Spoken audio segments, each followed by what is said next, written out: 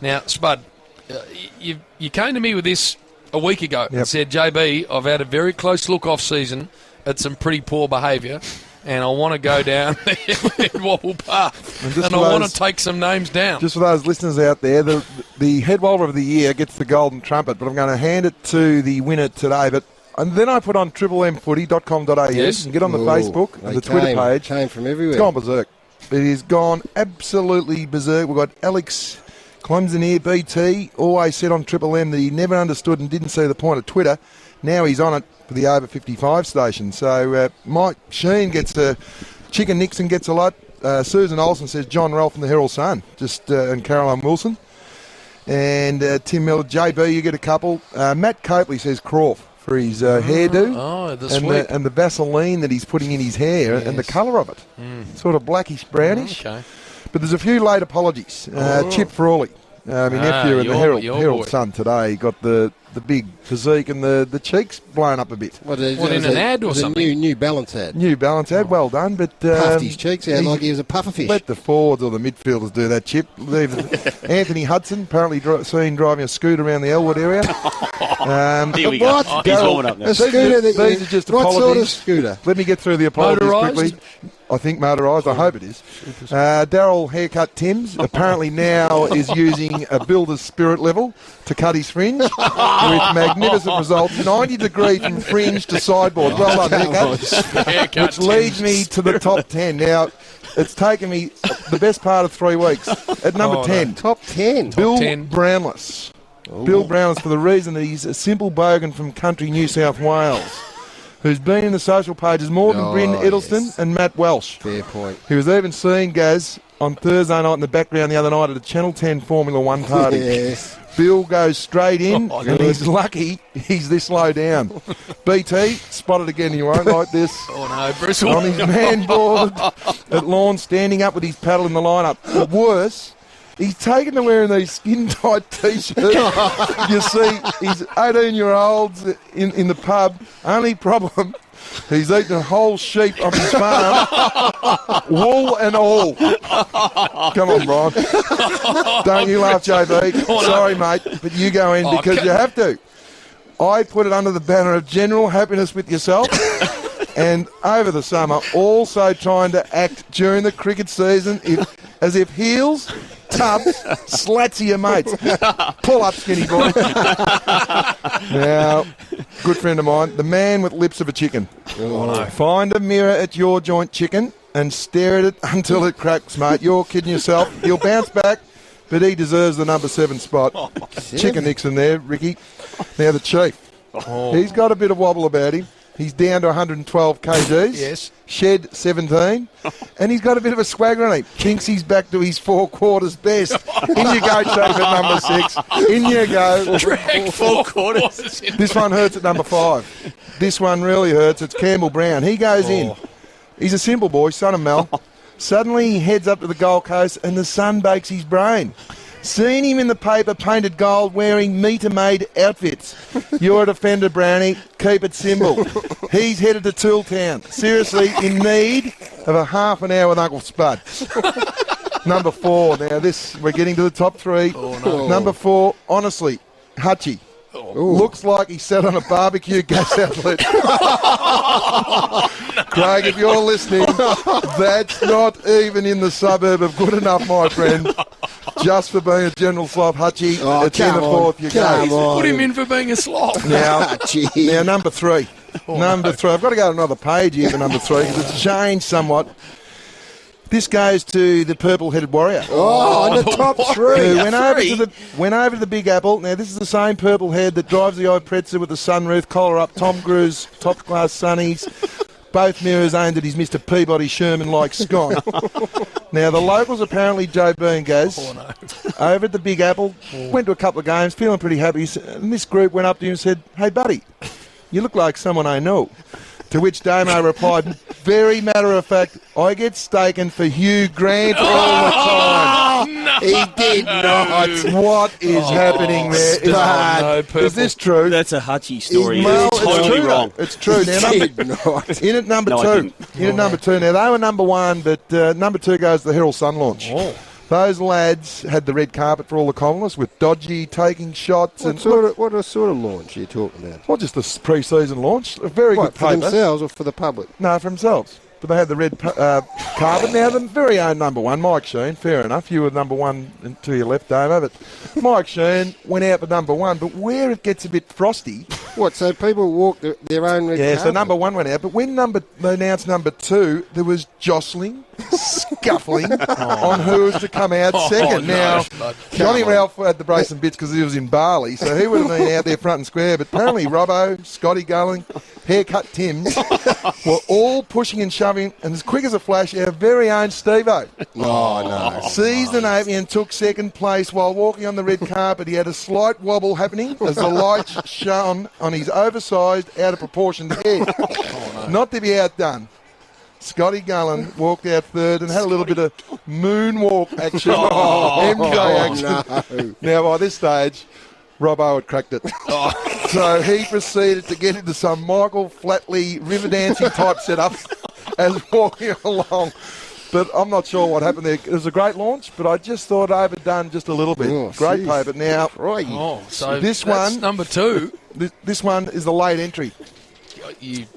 Now, Nothing can top that, Spud, surely. it's still a tough one. I still can't believe it. But the nominations come thick and fast for this, but it come across my desk that it was full of wobble. It went straight to number one and had to be. I understand at a very important client function at Channel 9, one of our own here at Triple M was there for no longer than 7 minutes. Look at him turn his head Gary, into the corner. He went into this function. He interrupted the managing director of this high-powered corporate speech to say he had to go.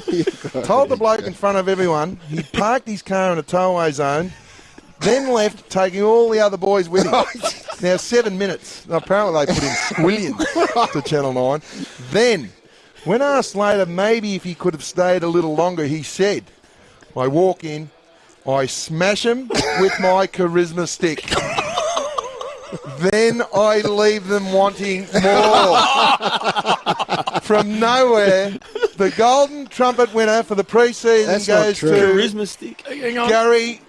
Sorry? Go on. It goes to Gary Lyon.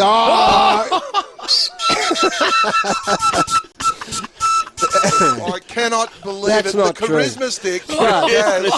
I've had 18 nominations That's for this. not true. You From did the say that, directors, Gary. from a couple of colleagues. That's not Gary, true, Gary. Spud. Look me in the eyes. It's not true. We're in the middle of the footy show. Look, he can't look you We in had the to go out there, Gary. and we're on here at 9:30, and it was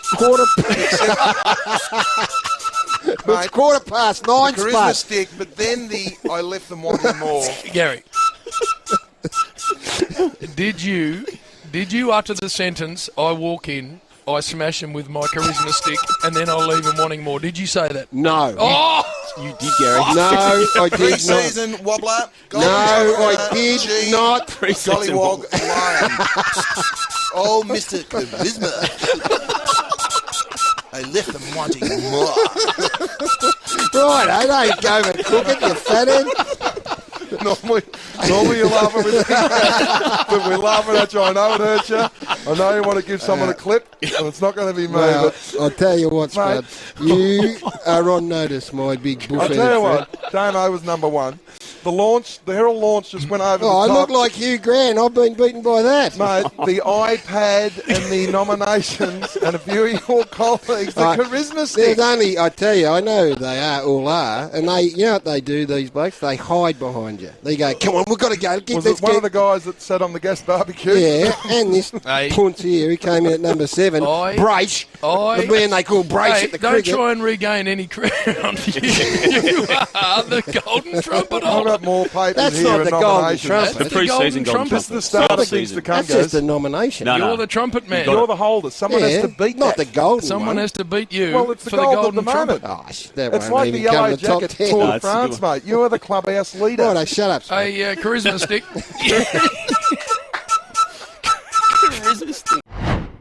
All All right, now last week we had the Headwobblers. Right, which was a disgrace. This is the pre-season Headwobblers, of which it gave us all great delight to see our man, the Lone Wolf, the number one. Because he's been, I thought you'd been light on him for the last couple of years. He hasn't copped anywhere near as much as he should. He hit me with a double serving last week. So you copped the doubler and you deserved it, and you're now the golden trumpet holder. I know. There's been a lot of nominations, but I'm probably once a month, I reckon, is enough to go with it, because you need to see, the media, how we act. I've got 6 or 7 that are going to take the trumpet off me next time you go. Well, one of the men you slipped into the top 10 was our great friend, the V8 supercar driver, Jason Barguana. And you said, I think, about Craig Hutchison that he had sat on a gas outlet, I think was your words. Well, he trained off a little bit over the summer. Well, Hutchy works on another station. You're sort of off Broadway. AFL Live. Joint. And but what he did, as we understand today... He hasn't retaliated. Well, what I understand, Spud, he would have taken it. He gave you 10 of his best minutes. 10? And we're just apparently 10 of his sharpest minutes from Barguana. And, Spud, let's just hear the closing 30 seconds. In total, the Editor-in-Chief, Danny Frawley, has managed to find in the Coaches Association annual report 23 Danny Frawley favourable mentions. In how many pages? 5 glossy colour photos of himself. How many pages? I assume this was a 100, 200 page report. No, it was like just a little 24-page little manual. Am I allowed to actually mention the word me? Or has he got a patent on that? So because that sounds that smacks to me of me time. So I put it this way. From now on, let's not put out the coach's report. Next year, Danny Frawley, this is your bloody life, we'll call it. That's a disgrace, Spud. Oh, what a damn puff piece. A little bit of wobbling going on. Now, fair to say, not a funny one. That's the first I've heard of it. I'll tell you what, as funny as a kick in the pills, Hutchy. Now, I believe he spent a week on that. Well, if he spent a week that on was just the last bit, to be fair to him. We had to just take the little bit at the end. I'm a new age person, had a near fatal accident on the bike last year. I'm not going to react because I think at times you need to deny things of oxygen. The best way to kill is just choke it. So deny it the of oxygen. great man that I know, the most competitive being I know, is just going to wear that. I'm just going to wear that. I just think sometimes you've just got to accept that maybe I went overboard a little bit last week. Well, what about... This is extraordinary. Okay, that means I'm going to line you up then if this is the way you're going to cop them. Well, it's my understanding that, well, from what I just heard, it wasn't only Barguana. I thought I heard Pickers involved, and I thought a little bit of turf might have been in there as well. So it was a group pile on there, I think it was a group sort of gang sort of... not bad. I think you're right. Stuff it. I'll tell you, they can get stuffed. Because I'll tell you, it's just come to me. Hutchy is the face of Celebrity Slim for him. Now... I've led to believe Slater and Gordon, look at him Celebrity Slim for him, warming up now. Celebrity Slim for him have used Slater and Gordon to sort of just go behind the scenes and explore how their money's been spent.